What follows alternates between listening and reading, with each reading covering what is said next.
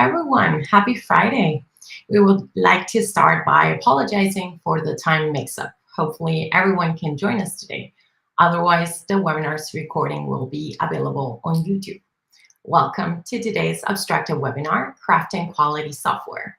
If that title sounds familiar, you're right. Our webinar today is a very special one because we're bringing back one of the keynotes from last year's Quality Sense conference. So without further ado, I would like to introduce our speaker for today, Charlie Wells.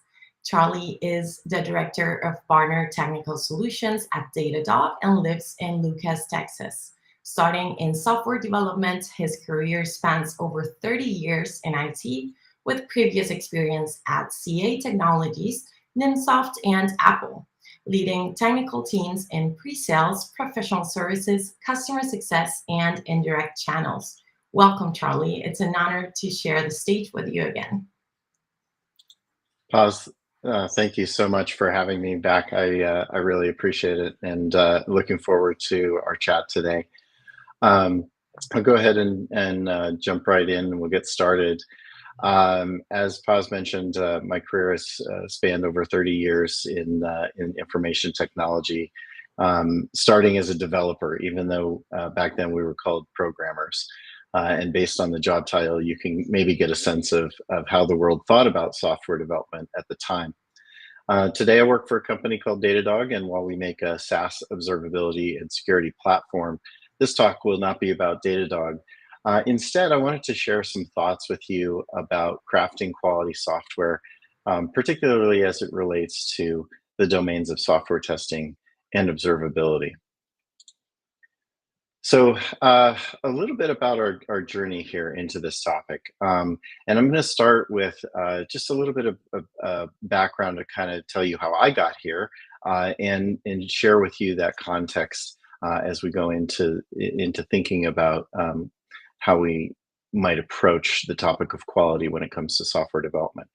So right out of college, I went to work for a computer product manufacturer. My first assignment was to babysit the company's manufacturing assembly line during second shift, so at night.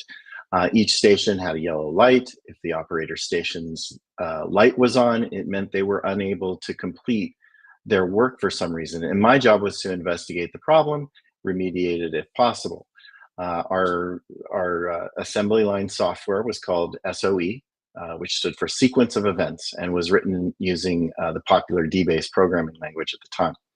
This system, Sequence of Events, was exactly what it sounds like: a series of software modules, each designed to be used at a particular station along the assembly line, and each numbered in the order that the components were assembled into the product. The application provided instructions to the assembler, which parts to pick from the Kanban and how to put them together. The station recorded the progression of parts to product. And if there were any issues with that software at all, the entire assembly line, of course, would come to a halt, which cost our company time and money. This application was not a fancy application, but it was functionally excellent. We rarely had issues with the software. The screens were easy to navigate and easy for new employees to learn very quickly. And the simplicity of the software, including the language in which it was written, made it very easy to maintain. And so for me, that was great because it meant that my job was actually not terribly complicated. The software was pretty reliable, and my intervention was infrequently required, sometimes to reboot the workstation, reset the resetting peripherals, or just restarting the software for the assembler. I worked on several other projects in that time in my career, programming our Zebra thermal transfer printers, created systems that printed every label you can imagine, from the labels that go on the parts to the labels that go on the finished product to the labels that go on the boxes and the shipping labels when we send them out to customers. In addition, I worked on a project that was part of our custom engineering data management team, where we brought CAD workstation designs into what was effectively source code control for those engineering CAD drawings. And one of the things that was interesting about that particular project is we used a third-party piece of software that was purpose developed for engineering departments, but the manufacturer of that software was very clever in understanding that their customers would need to be able to tailor workflows within the software to their unique business requirements. And so they put little hooks in throughout the code where we could link in our own custom code to be able to tailor the software to our needs. So you can think of that as an early expression of what we routinely think of as APIs today. These were, again, internal APIs and software hooks that allowed us to tailor the solution. And I share this background with you because this period of time in my career was really impactful on me. It's where I learned and was introduced to and learned two important things we're going to talk about today. So one, this is where I got my introduction to software development as a profession and as a discipline. And I was surrounded with, as I mentioned, very talented leaders and developers who wrote very, very good software. And I was able to learn from them early in my career. The second is I was introduced to a book, and we're going to talk a little bit about the book today, called Zen and the Art of Motorcycle Maintenance. This is a book that was written by an American philosopher. It is ostensibly the story of a motorcycle trip, a series of trips that he takes with his son. And within that, he explores this topic of quality. And so we're going to kind of use the framework that emerges from the book as a little bit of a framework for thinking about software quality. So this is the book. If you've heard of it, great. If the book is new to you, I can't recommend it enough. It was recommended to me. It was a gift from a college friend, and I distinctly remember, trying several times to read it and understand it and really think deeply about it. And the truth is, I failed often doing that. I would pick up the book, I would get started into it, and I was really struggling to kind of bring my mind around to what was being presented in the story, and it was very hard for me to kind of fully get it. And I just kept picking it up again and again over the years, and finally just kept rereading it until it made sense to me. And the thing about this book is that the author discusses quality at length. And as I said, told in a story about a cross-country motorcycle trip with his son. It is a philosophical work. It delves deeply into the concept of quality and its significance in various aspects of life, including the context that is the title of the book, which is the pursuit of excellence in craftsmanship and problem solving, where motorcycle maintenance comes into play. So even though the book's focus is not on software development specifically, I think that there are some insights into the nature of quality that can be applied in a meaningful way to modern software development practices. And at least that's what I'm hoping to accomplish with you today. But before we start talking about quality, we have to confront a problem.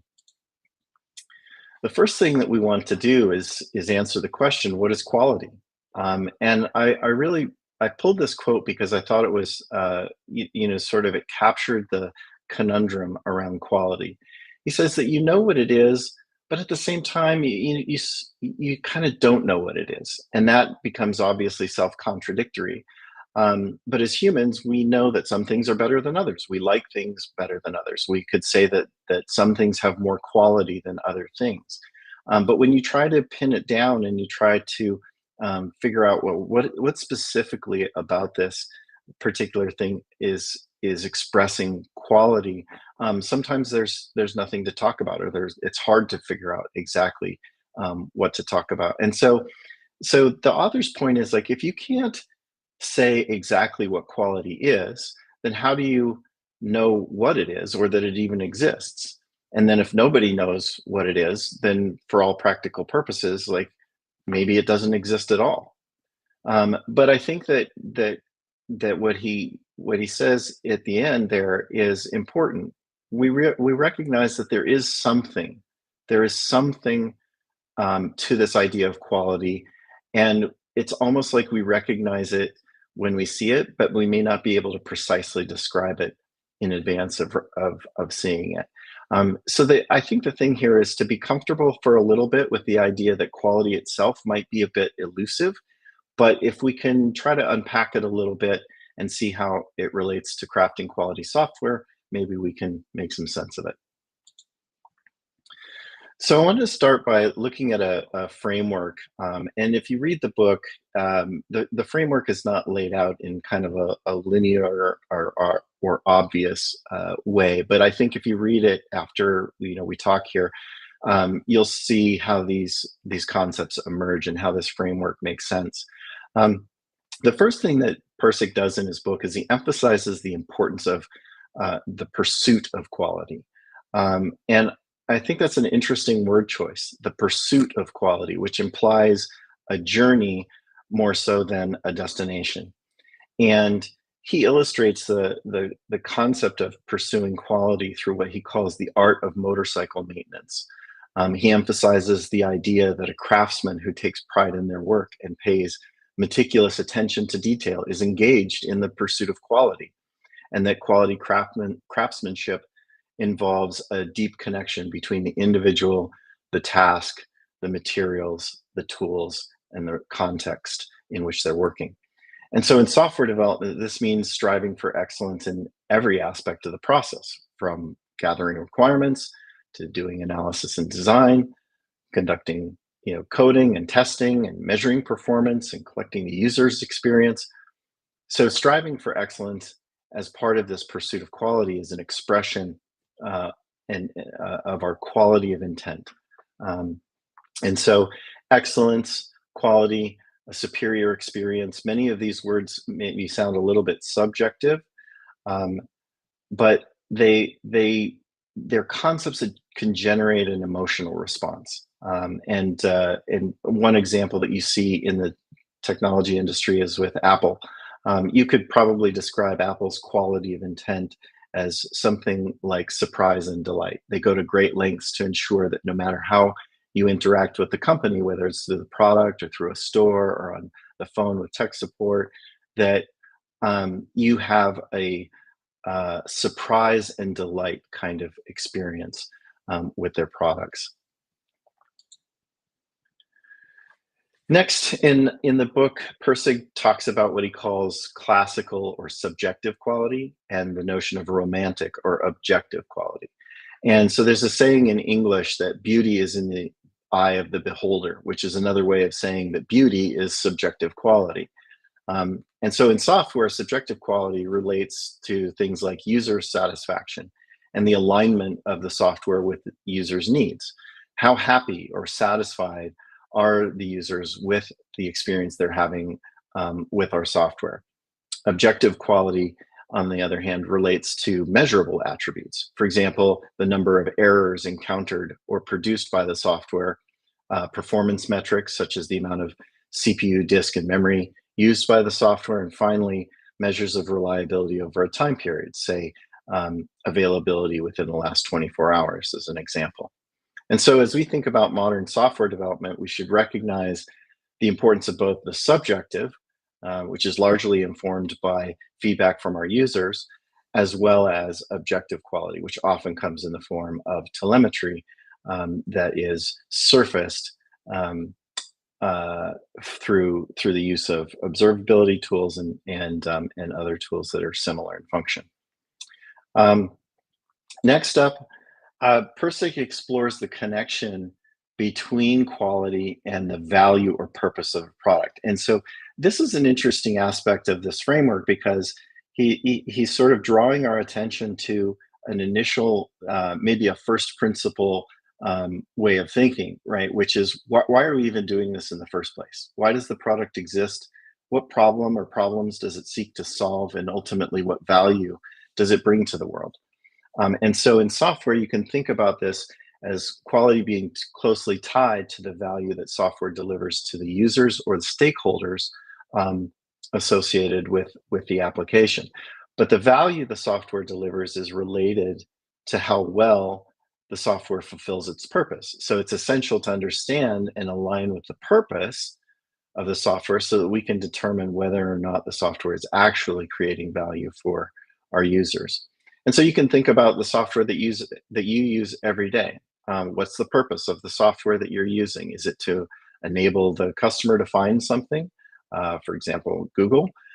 Is it to provide entertainment, maybe streaming music or streaming movies or presenting ebooks? Is the purpose to enable our customer to buy other products from us, for example, e-commerce? So when you think about how well the software fulfills its purpose for you, you probably chose these services, whether it's search or streaming music or online shopping, based on the value that those services provide to you as an individual. And so that is simply another way of saying how well that software running those services is fulfilling its purpose.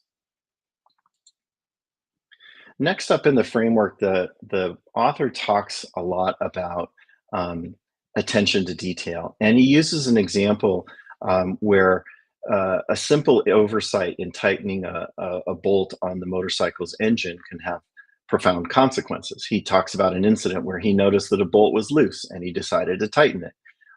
However, he was in a hurry and he wasn't paying significant attention to the torque specifications for that particular bolt. And as a result, as he was tightening it, he over tightened it and sheared the bolt right off, which is kind of a minor mistake, but it led to a major breakdown in the motorcycle's engine, which left him stranded on the side of the road. So what initially appeared to him as a small kind of inconsequential detail turned out to be a critical task that required precision and careful attention. And I think that the anecdote emphasizes that even seemingly minor elements can have a significant impact on the overall quality and performance of a system, whether it's a motorcycle engine or a piece of software. So in software development, the lesson should be clear. Neglecting small details can lead to unexpected and often costly consequences, making this notion of attention to detail a fundamental aspect that we need to consider when we think about craftsmanship and quality assurance. This is expressed in many different ways, right? It can be expressed in developing code standards, standards around deployment pipelines, standards around business process development, and operations standards. All of these require attention to detail to ensure alignment, not only with each other, but also with the value and purpose, as we said before. So why are we even doing this in the first place? In addition, we have tools and techniques such as code reviews, pair programming, a variety of different testing regimes, and observability. All of these can play a role here, where insufficient attention to detail leads to a bad outcome or a bad consequence. Could be memory leaks, could be other forms of software failure, which is the very definition of something that is not quality, right? If we're seeing failures, long response times, high error rates, frustration in the user experience, all of these are expressions of the opposite of quality.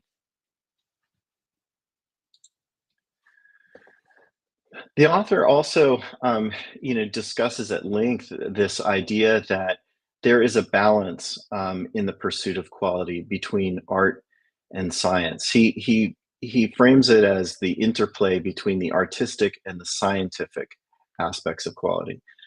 In software, this can translate to balancing creativity and innovation with structured engineering practices, ensuring that the software is both functional but also elegant and a pleasure to use.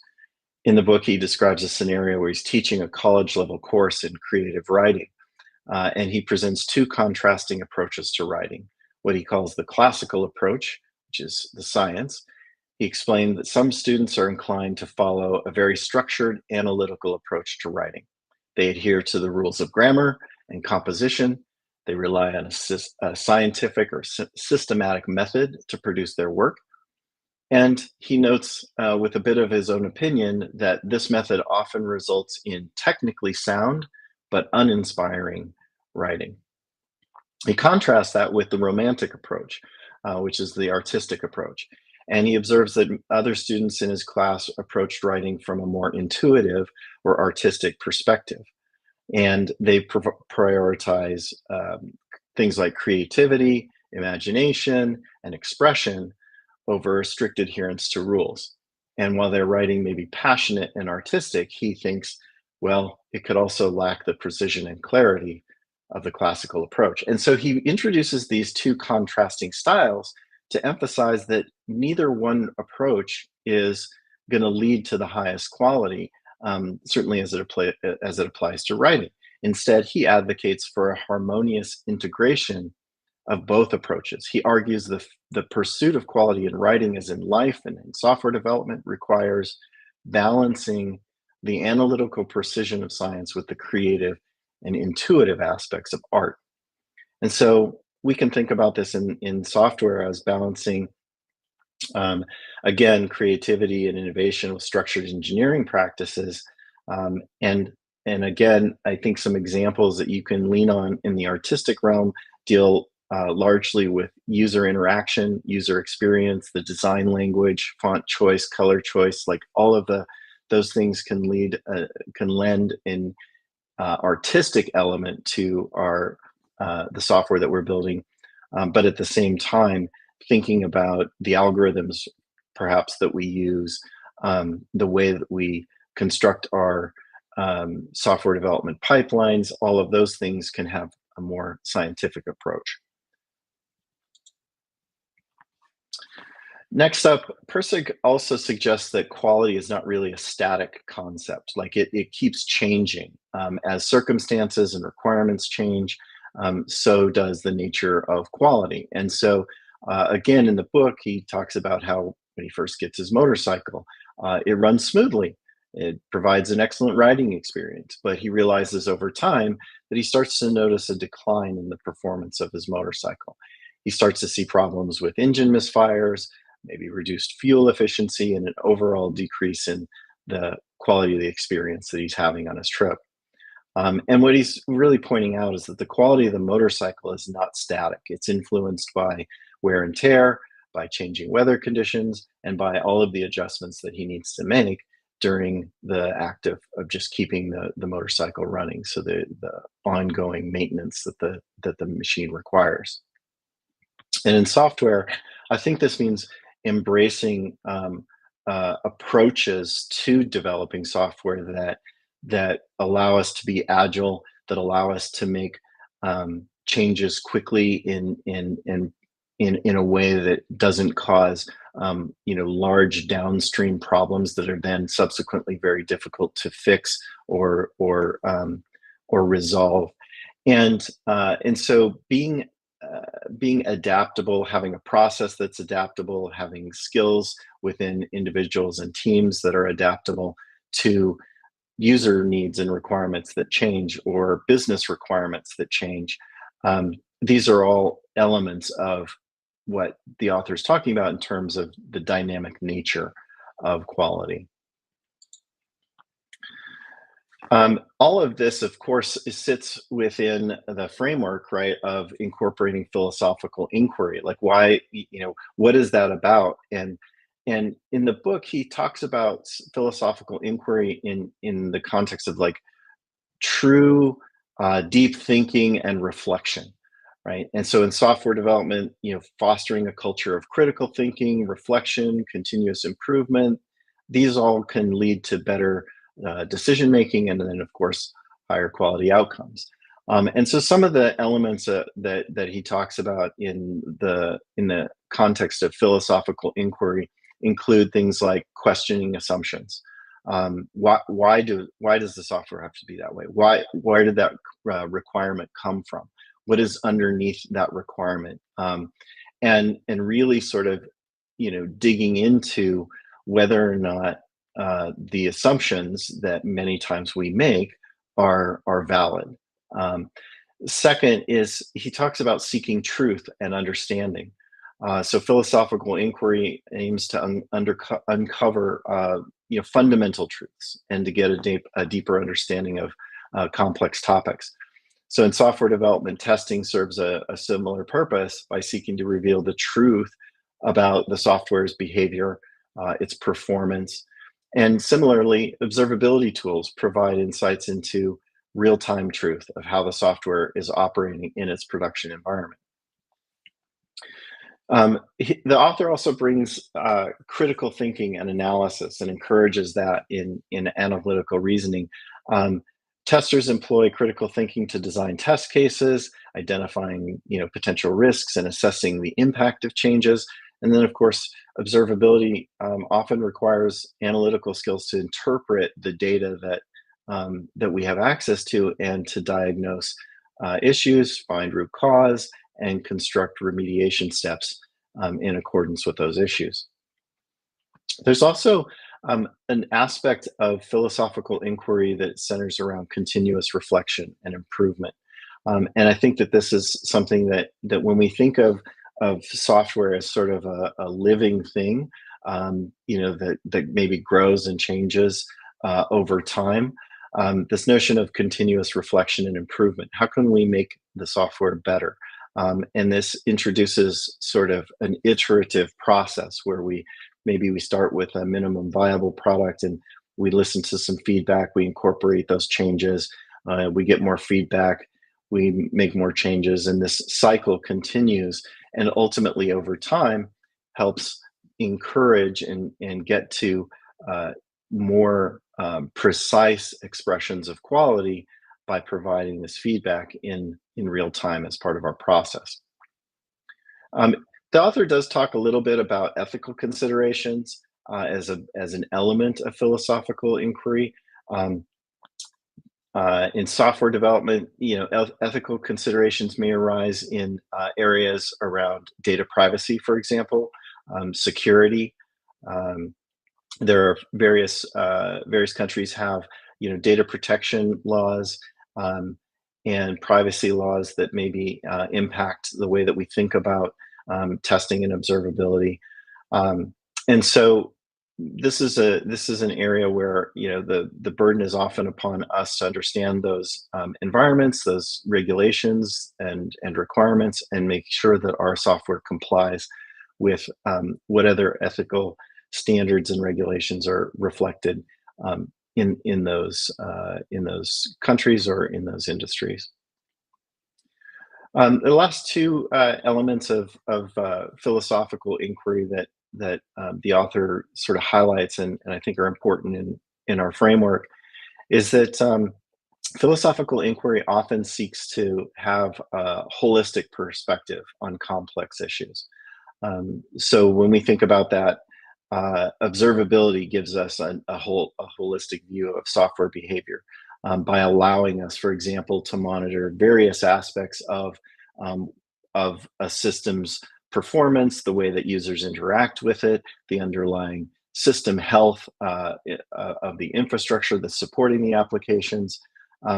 And by having a comprehensive perspective, then it allows us to understand how the software's quality is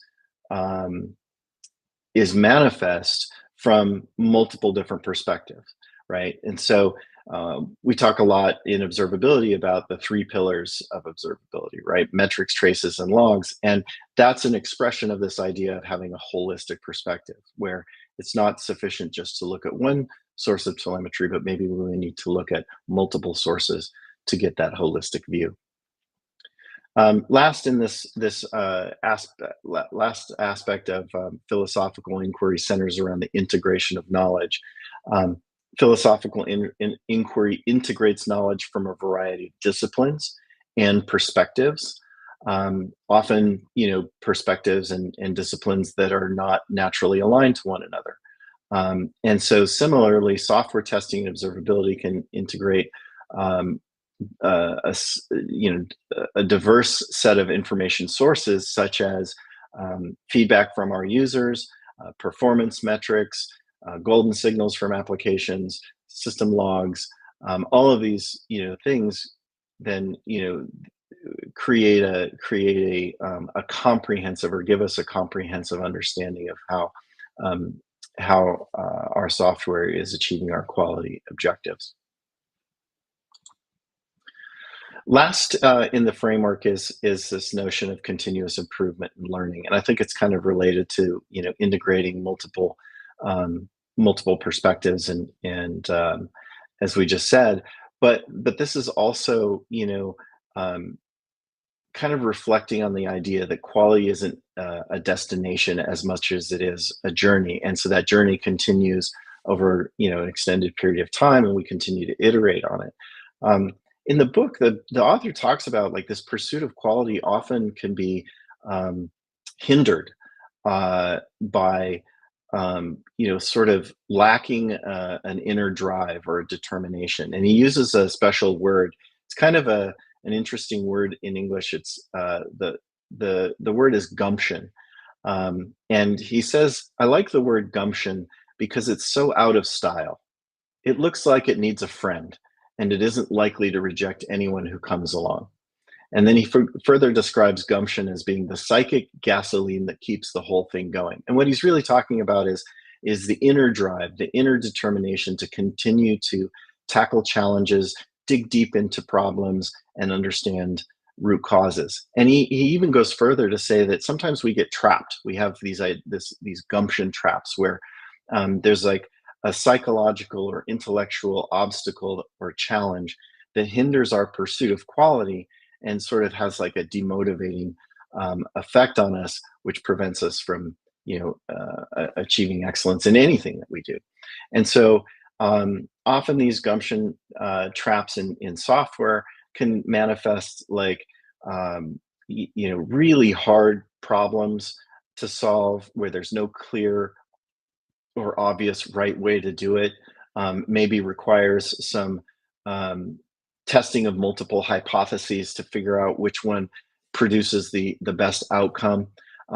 But the way to think about these is these are mental and emotional roadblocks, and they typically will hinder your ability to engage fully, to solve problems effectively, and pursue quality in any aspect of your life. And so the trick is to recognize and address these gumption traps. Um, and continuous learning and continuous improvement are ways that we can kind of force ourselves out of the gumption trap. So in software development, this could mean that teams should apply the notions of continuous learning and integrate learning into their operational rhythm so that they can identify and overcome obstacles that impede quality. Those can be things like technical debt, they can be things like process inefficiency, they can be things like poor tool selection. So with this framework, then we can start to think about modern software development and the role of testing and observability in this discipline that we're kind of defining here together of crafting quality software. So I think the key to achieving and maintaining software quality lies in the strategic integration of testing and observability, which is not to say that coding is unimportant. Clearly, the choice of language, the compiler, tool chains, the experience of the developer, increasingly, we're seeing generative AI contribute in this space. So all of these things ultimately are important. But we'll talk a little bit about testing and observability as two essential components that work together and help us ensure software excellence by identifying defects, maybe verifying our adherence to customer or user requirements, and validating the functionalities that are user-centric during our development process so that we can swiftly detect and address any issues before they manifest in the production environment.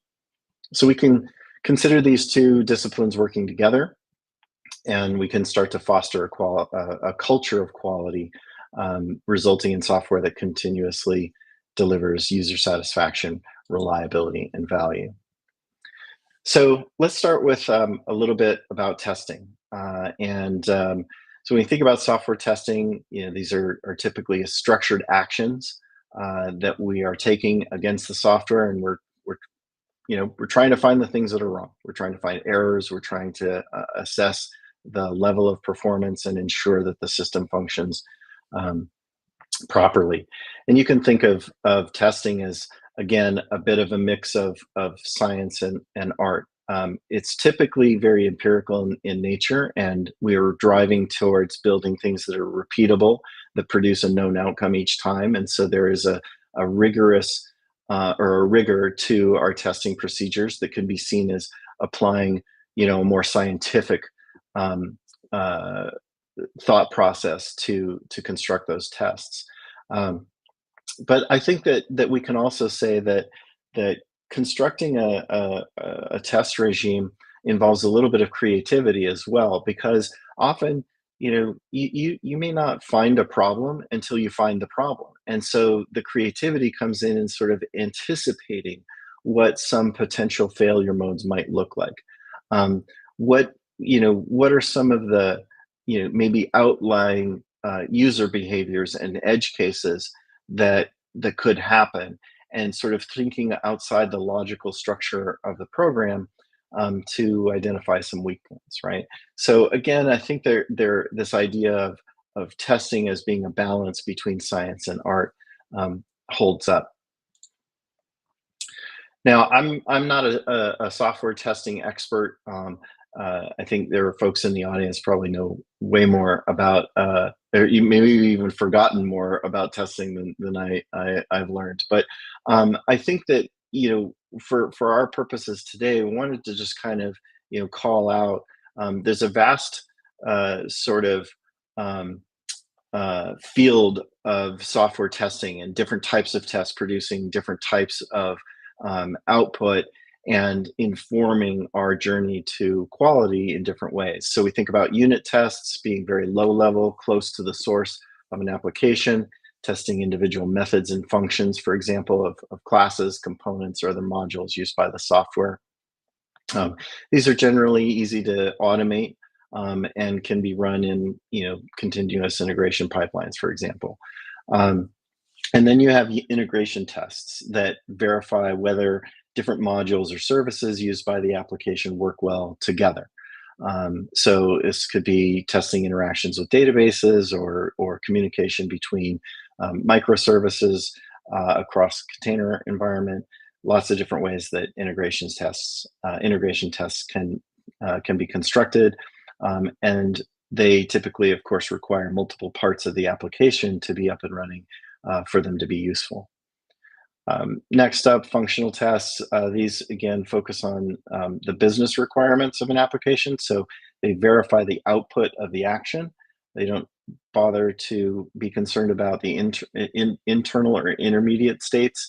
It's really checking to see that the output is expected based on the business requirements of the software. And so sometimes there's a little bit of confusion between integration tests and functional tests. They both require that multiple components of the software are all functioning and testable and are interacting with each other.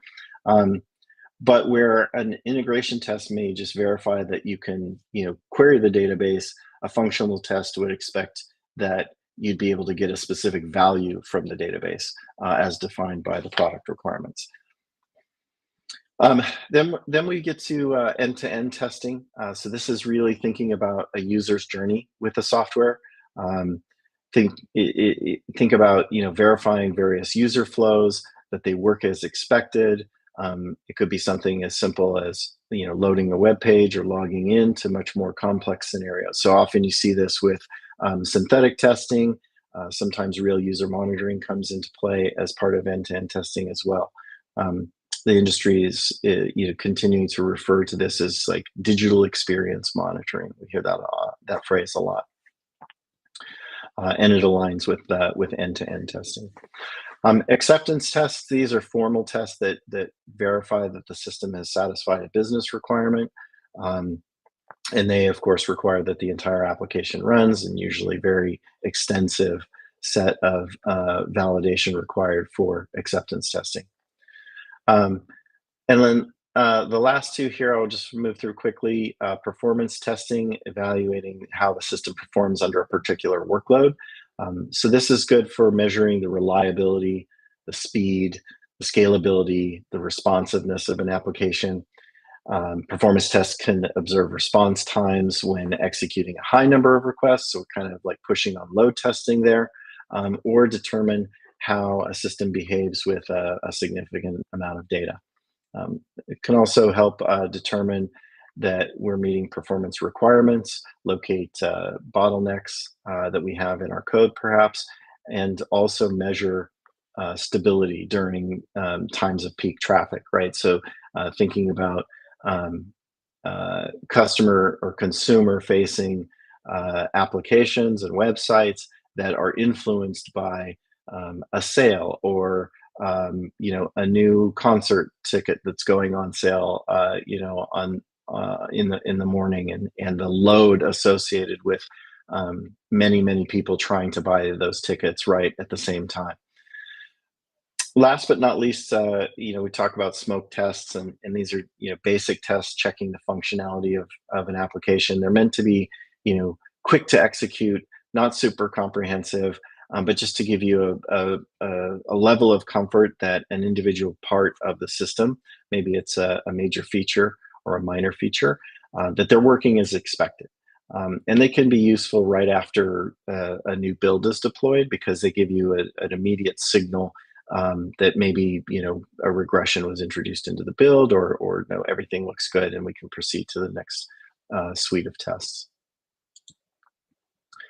I think one of the things that we need to make sure is of as we think about testing, and this comes from the philosophical framework thinking about quality, is that our testing should be rigorous. So I just went through a number of different testing concepts, and you may think, well, what's the right what's one test that I should do? What's the right way to test? And I think that the broader point is to think about testing as in terms of how to make it rigorous, how to ensure that our software is free of defects and that it meets our performance expectations and ultimately delivers on the value and purpose.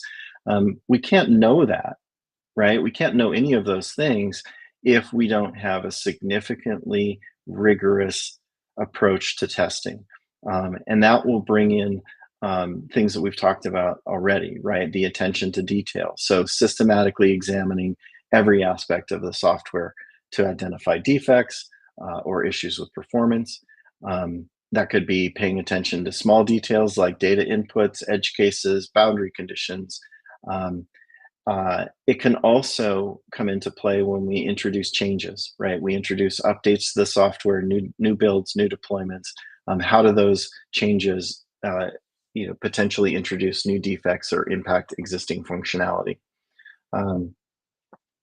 I think the other aspect here of rigor comes into play in the dynamic nature of quality, right? So you may think about testing as kind of a step on the way to production, but the truth is, like, software, adds features and grows and changes over time, and so our testing needs to grow and change and evolve over time as well. Like the dynamic nature of quality means that our software needs to have a dynamic life cycle as well, and our testing is a part of that life cycle.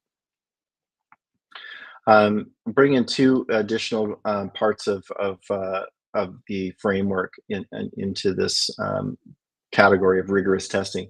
One, the philosophical inquiry, again, questioning assumptions, looking for a deeper understanding of concepts. One I really like is sitting down with a user and asking to watch them carry out an activity in the software. Because often what you'll find is that humans have a great way of conducting an activity over and over again and sort of forgetting some of the elements that are required in that activity.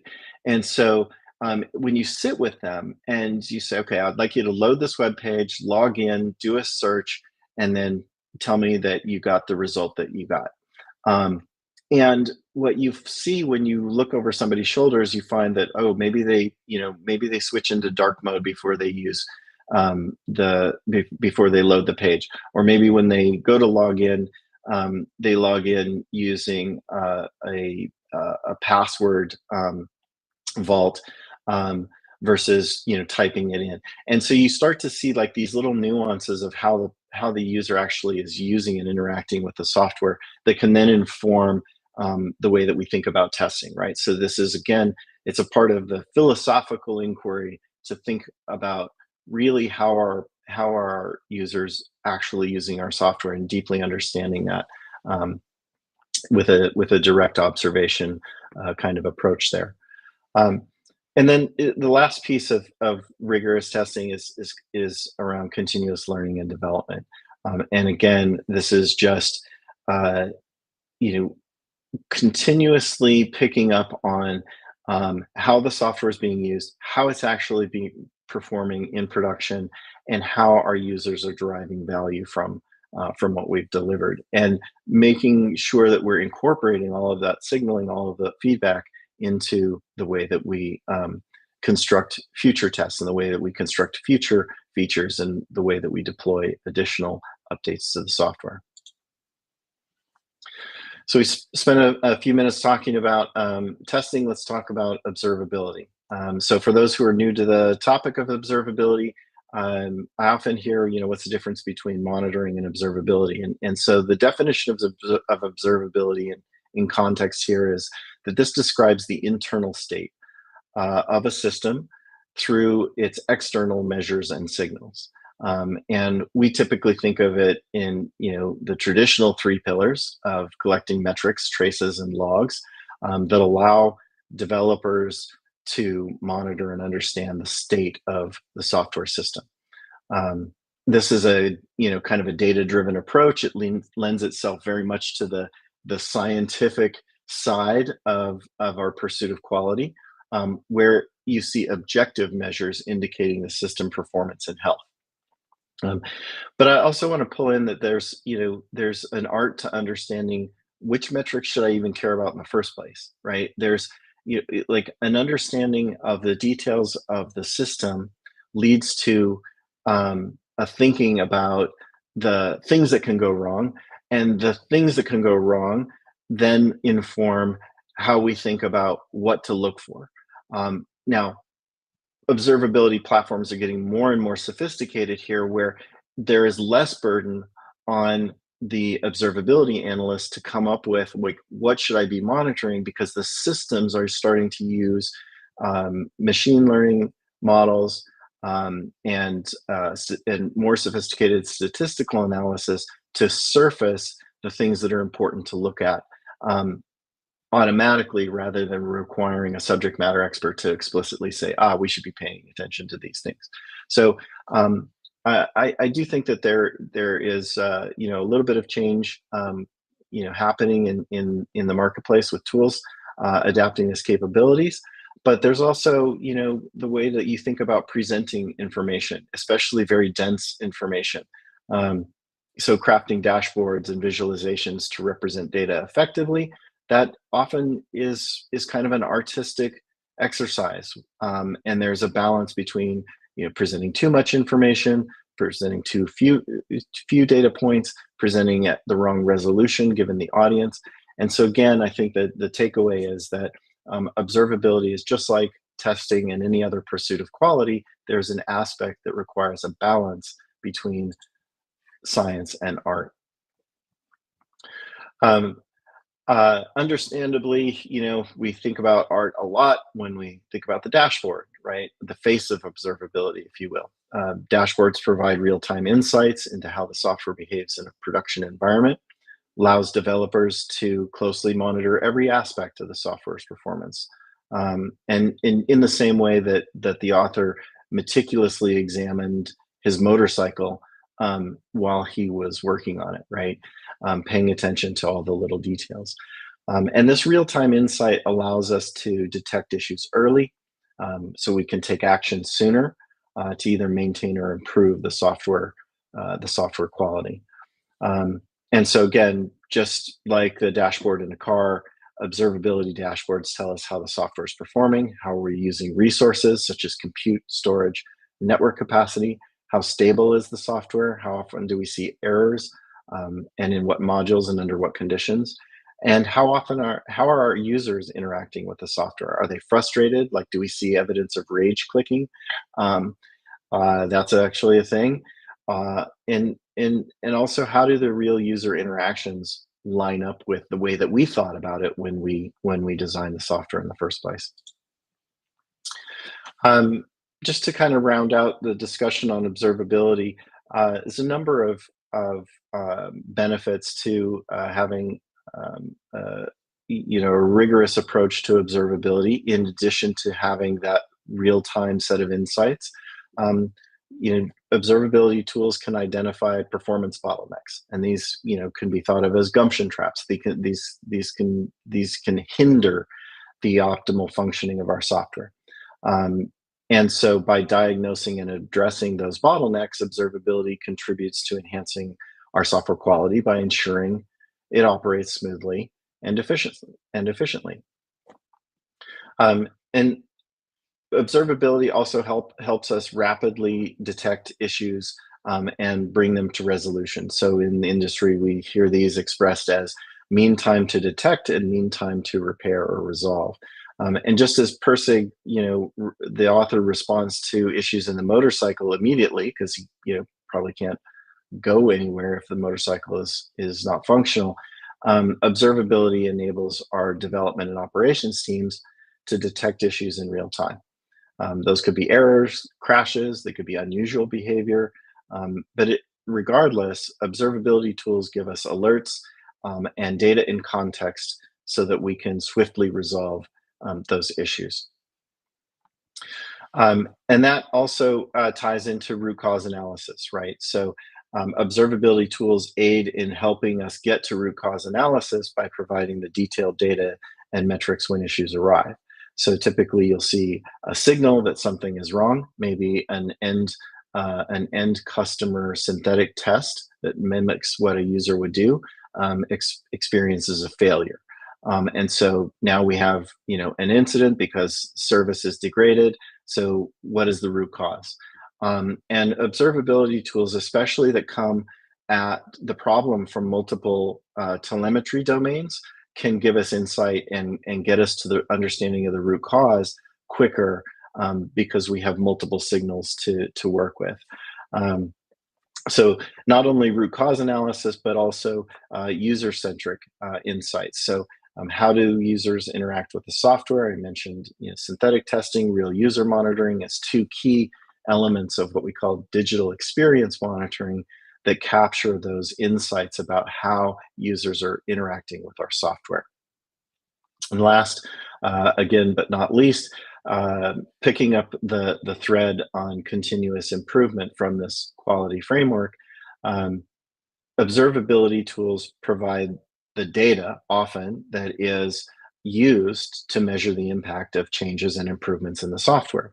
And so if we're looking at the same telemetry over multiple releases, maybe even multiple generations of releases in the software, now we're starting to be able to construct a view of how changes over time impact the changes in performance and error rate and end user experience that our software is delivering. So I'd like to kind of tie everything together and just maybe summarize the main ideas for the presentation as we come to the end here. One, quality can be considered through a framework, and this framework is one that is articulated, I think, well in the book Zen and the Art of Motorcycle Maintenance.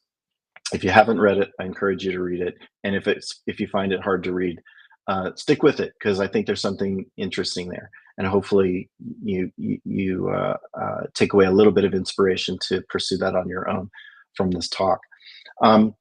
The framework has a lot of important considerations, including the notions of both objective and subjective quality, the balance between art and science that we mentioned, the need to pay a close attention to detail, and the view of quality as a pursuit rather than as an outcome. We also talked about aligning, the value to the purpose, understanding the why. Why are we doing this? Why is this important? Why does the world need this piece of software? And really, kind of digging in on that to understand how to align value to purpose. And then all of this wrapped in a mindset of philosophical inquiry that helps drive our thinking. Continuous learning comes into play, continuous improvement, and all of these things help us maintain our drive, help us avoid the gumption traps that block us in our pursuit of quality, and ultimately keep us aligned to that path. We talked about testing as a tool of refinement in software development, helping us eliminate defects, ensure high levels of performance, and align functionality to our known requirements. Talked about different types of testing and how they each support our pursuit of quality, and emphasize the importance of having a rigorous approach to testing as an essential element of crafting quality software. And then last, we looked at observability as what I would call the vigilant insight into the internal state of our software.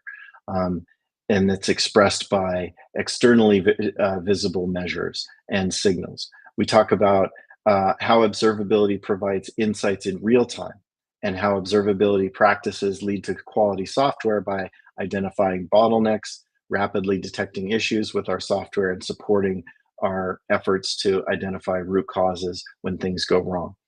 We also talked about how observability can shed light on user interactions with our software and provide necessary data to support continuous improvement.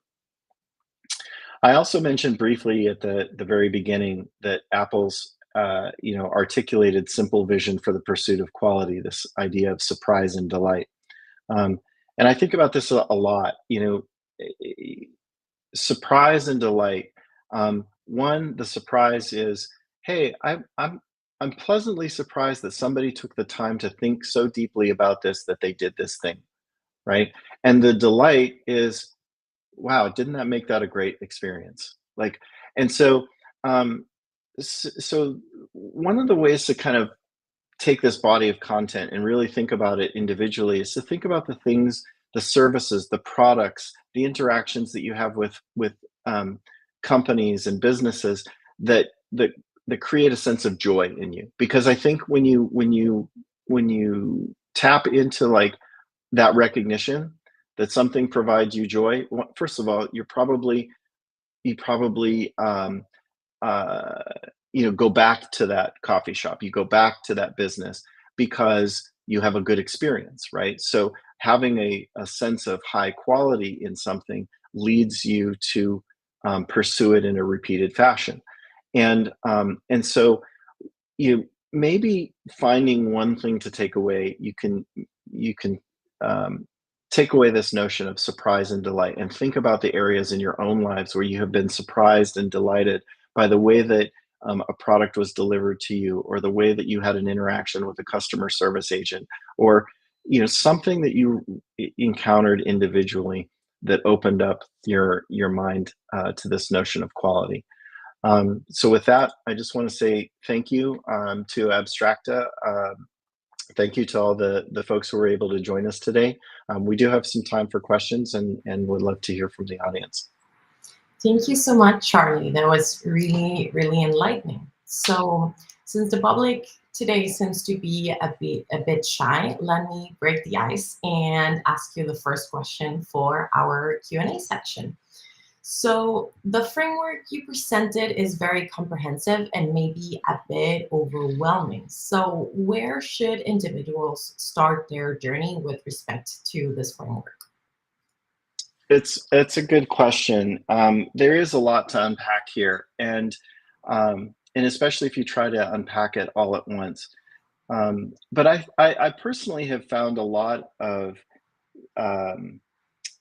success in making it personal to me. Like, I think about the products that I like using. I think about the companies that I really like working with, and those companies that I consistently, either buy their products or use their services, because one, it's personal to me, so I have obviously a definite point of view about it, about my own personal experience, and I think each person can bring that same individual experience, right? So start thinking about like something simple. Why do you go to the same coffee shop every day? What value is it bringing to you? Is it because it's located right on the way that you go to work? So convenience is an aspect of quality, right? Being in the right place at the right time, and then hopefully the quality of the coffee is good. Like you like the taste of it. The employees are friendly. Maybe you like the ability to order with your mobile app ahead of time, so you can just speed right through and pick it up. All of these individual touch points ultimately add up to a measure of quality that is somewhat tangible to an individual. So if you can start to think about quality that way, what do you like? Why do you like it? Right? And really start to think like, why do I always go to that coffee shop? What is it about that coffee shop that makes it better in some material way for me than, the 50 other coffee shops that are on the way to work? So start with something personal and easy, and just maybe take the time to kind of begin to think deeply about what draws you to that particular thing. And maybe that can kind of lead you to start to think about these notions of quality in your professional life. Awesome. Thank you so much, Charlie. Let's continue. We have a question from the audience. Federico is asking, continuing the philosophical conversation, we could consider moral or ethical issues in our holistic view of quality. For instance, shouldn't we consider how much energy our systems use? Yeah, I think that's I think that's a great I think that's a great expression of the moral or ethical considerations, right? Um, there's obviously lots of concern and debate on a variety of moral and ethical topics, and maybe the way that businesses respond to that debate, maybe the way that they help to inform that debate, um, you know then subsequently involves individual choices. And so maybe you prefer to give your business to a company that aligns with your ethical and moral perspective, and I don't think there's anything wrong with that. Um, the, there is an aspect, I think, as you think about the philosophy around quality, where philosophical inquiry can be a mix also of like logic and reason and a fair amount of intangible something. And I think the first couple of slides talked about like, I know quality maybe when I see it, right? But I'm not sure exactly. Like, I think that there's an area of this whole discussion that lives in a very maybe nebulous area where there's good arguments to be made for multiple pathways. And so I would just encourage people to be, sort of open to multiple perspectives and open to new ways of thinking about these things, because maybe not everything is as maybe black and white as we sometimes tend to think. Especially technologists, we love to kind of like just draw a box around the thing and say, okay, this is the thing, and we don't often appreciate that. Well, maybe that's the thing as it is today, but maybe it takes on different characteristics or different importance over time. 100%. Gray areas are everywhere, right? Okay. Absolutely. I tend to be, sort of on the topic specifically around energy.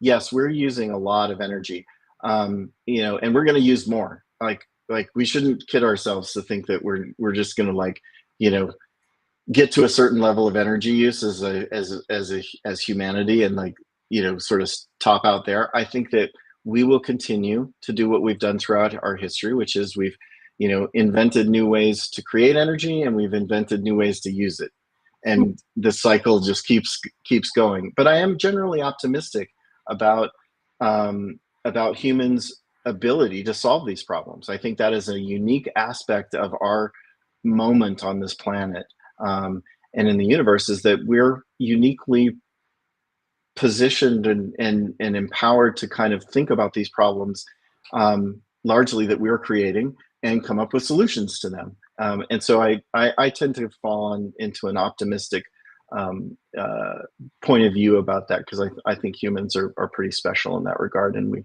we've shown ourselves to be pretty resilient and pretty good problem solvers. Thank you so much, Charlie. Then before finishing, I just have one last question for you. You mentioned that quality has an elusive nature. How do you recommend we deal with this uncertainty? How do we develop a keen sense of what quality looks like? Yeah, that's the hardest thing about this, right? Uh, there's a famous U.S. Supreme Court case, and it dealt with free speech and obscenity. And the one of the Supreme Court justices wrote in their opinion, "I don't know what is obscene, but I know it when I see it." And what he was saying is, like, there's some intangibleness, and I think there's the same intangibleness with quality. I think the first step is just recognizing that, right? Like, being okay with the fact that we might not be able to describe it precisely, but trusting our intuition that we will know it when we see it, and we will be filled with joy when we experience it. And that's why I suggest, again, thinking about it first in personal terms, because I'm sure folks, have that thing, whatever it is. And we use coffee, it could be anything, but it's the thing that brings you joy. And so start your journey thinking about what brings you joy. Um, and when you can anchor in that and start to think deeply about your own sense of joy, then you can start to imagine what other people might find as also bringing them joy. And that, I think, starts to put you in the headspace of really thoughtfully considering this notion of quality, even if we can't say precisely what it is. Thank you so much, Charlie. That was a great answer. We have one more question from the audience. So Mercedes wants to ask you if there is an ideal time to start with observability in software. Yeah, I think so. I think traditionally, observability is kind of brought in, once we transition the systems into production, and we think about, production monitoring. Um, I think increasingly what we're seeing is, you know, by the time you release something into production and then you start monitoring it, it's kind of too late, right? Like your customer's likely to find the thing that's broken before you do. So I'm actually a fan of thinking about observability much earlier in the development life cycle, and bringing developers into, you know into an operational sort of view of the observability signals that their systems are producing as software moves from, you know initial coding through, development into testing into release. And like that cycle feels to me like it's better to have good signaling throughout, rather than, just getting it into place when we ship it into production. So and I think that's becoming, I think, one, this movement to DevOps, the adoption of agile technologies, and, more modern coding environments and tech stacks. I think all of it has kind of shifted the gravity a little bit towards the developer, and I think that makes sense, right? You think about, like, a developer who chooses the EC2 instance size, when they get started on a project. How do they know what size EC2 instance they pick? And more importantly, what is the consequence of them picking the wrong one, right? They pick something too small and they run into issues not being able to run the code. They pick something too big and the company is spending more money than they need to, right? So if you shift the visibility of these things and give developers better information earlier on, I'm confident that developers will make better decisions earlier on as a result. And I think that that ultimately leads to better quality in the end. Awesome. Shift left, right? Shift left. 100%. Great answer. Thank you so much, Charlie. So we are getting to the end of today's webinar. I want to thank you again so much, Charlie, for joining us today. Thank you, everyone that joined, and have a great day. Thank you We'll all. see each other in the next edition.